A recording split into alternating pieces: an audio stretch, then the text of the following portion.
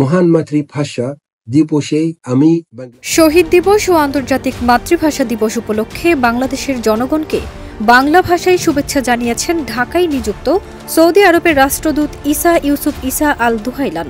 ২১শে ফেব্রুয়ারি এক ভিডিও বার্তায় এই শুভেচ্ছা জানান সৌদি রাষ্ট্রদূত।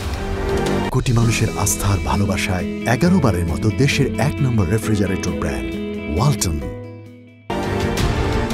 ভিডিও বার্তায় সৌদি রাষ্ট্রদূত বাংলা ভাষায় বলেন, মাতৃভাষা দিবস উপলক্ষে আমি বাংলাদেশের জনগণকে আন্তরিক শুভেচ্ছা জানাই। আমি বাংলাদেশের সমৃদ্ধ সাংস্কৃতিক ঐতিহ্যের প্রতি শ্রদ্ধা জানাই। আমি বাংলাদেশের সমৃদ্ধ সাংস্কৃতিক ঐতিহ্যের প্রতি বাংলাদেশের অগ্রগতি, সমৃদ্ধি ও স্থিতিশীলতা কামনা করি। এই দিনটি বিশ্বব্যাপী সব মাতৃভাষা সুরক্ষায় অনুপ্রেরণা হয়ে থাকুক। সমৃদ্ধি ও স্থিতিশীলতা কামনা করি।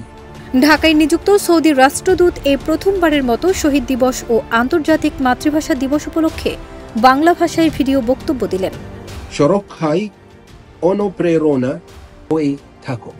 ফারজানা নিকিতা, দেশ রূপান্তর।